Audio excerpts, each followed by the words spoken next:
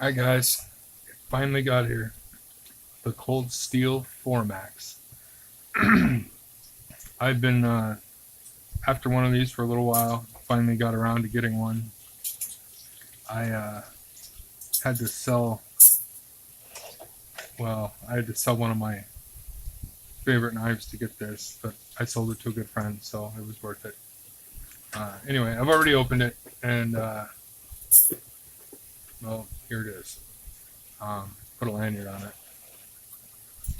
I lately, and this is kind of as a side note, lately I've been doing my lanyards with leather cord, and I don't know, I like them. But anyway, Cold Steel 4Max. This is the newer model, the Italian model, made in Italy.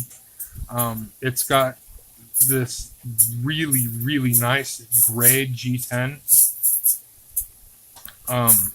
I really like it. Uh, it's uh, it's big. I mean, it's very big. It's not like unwieldy. It's not huge like uh, the Recon Tonto Recon One XL.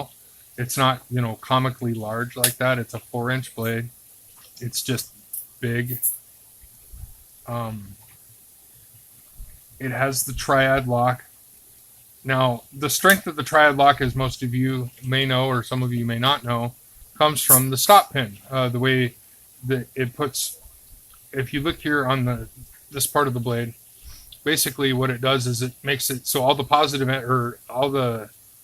and negative pressure on the blade is directly applied to the stop pin. Now look at that monster stop pin. The thing is huge. So yeah, this is by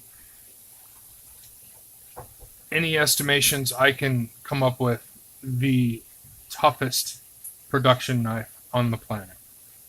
I would say this is stronger than any ZT or any other hard use folder. I mean, period. Um, I mean, because there's no question that the Demco Triad lock is the strongest lock, and then they've gone and put titanium liners and these beautiful G10 scales. You have a titanium pocket clip, and then you have a big thick slab of 20 CV steel. So, and if some of you don't know, um, 20 CV is from Crucible Powdered Metals. It's kind of their version of M390 or CTS 204P. They're all kind of the same steel. So it's like the best blade steel you can get.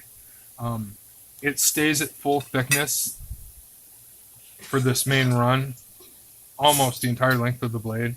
So, I mean, if you have to stab and pry, you're literally dealing with the full thickness of the blade all the way out to here. So as long as you get an inch of penetration, you're good. And I mean, this lock is not going to fail. This pivot is massive. None of it is going to fail. It's just insane how strong this knife is. The lock was a little bit sticky when I first started playing with it. I probably opened and closed it about 150 times now. It's still just a little, got a little bit of where it takes a little pressure to push it down. But I'm going to keep working on that. I don't anticipate it being a problem. Blade centering is perfect. You see that there? Absolutely perfect, which you would expect from $350 knife. I mean, the construction is just, everything is very well put together. Instead of screwing directly into this titanium backspacer, what they've done is they've run these female barrel nuts through, and then which run all the way through, like all 5 layers of this material. And then they have these long screws that go in this side and screw all the way through. So that's a lot of strength there on all 3 of these. You have your pin here, which is what rotates there, and then you have your stop pin, which is just massive up here. It's just very, very well put together. The entire back spacer is titanium.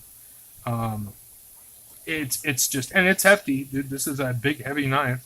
It's, I think they say 10 ounces.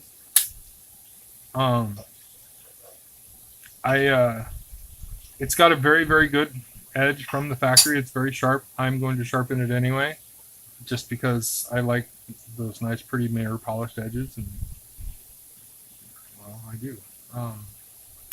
So I don't have any complaints. I think Formax it's tasteful where it's stamped here. I don't think it's too nuts like they did with the Broken Skull. It's not too bad, and all this cold steel CHP or where it says 20 CV in Italy and stuff. I don't think it ended up looking too bad. I like the stonewash finish on the blade. It's not too like high gloss. Everything matches with the stonewash on the lock bar. I like how the lock bar's got this nice little dog leg to it. So it's a very, very, very nice knife. Despite its very large profile, carries in the pocket very well. I'm actually wearing shorts today, and I carried it for the first time today. Of course, it just came in the mail this morning, so I did kind of freak out one chick at the grocery store because I used it to cut out a coupon from the coupon book, and I got my first holy shit, so I was real happy about that. But yeah, no, it carries nice, and it actually carries pretty deep, and very comfortable. Like I said, it's heavy, but I like big beefy knives. So this is, if you want like the epitome of a overbuilt, super strong knife, I would pit this against any ZT, any Hinderer, any Chris Reeves knife. I mean, any production folder, I would challenge to go against this for strength, period. Lock strength, blade strength, whatever. This thing's an absolute beast. So, and artful, and still very, very, very nice. Fits in the hand. I mean, it fits my hand perfectly. You have just a little bit sitting out the side. No hot spots at all, not from the pocket clip. The pocket clip is very well designed. It's got nice jimping up here. You have the three large kind of jimping grooves, so to speak, and then there's this kind of micro jimping in between, which is very nice. Then you have this forward choil if you want to choke up on the knife, but it's just an amazing knife. It's so comfortable in the hand, and whoa shit, and that just about took my finger off. Okay, that's awesome. Oh, gotta watch that. Okay, I didn't cut myself. As you see, that blade will swing freely. Once you disengage that lock, it will swing it shut. So, and it's a big heavy blade, so be careful. Anyway, guys, just wanted to kind of give you guys a look at the Formax, and I highly recommend picking one of these up while you can. So, I know Blade HQ has them in stock, so check them out. And that's it. So hope you guys have a good rest of your day.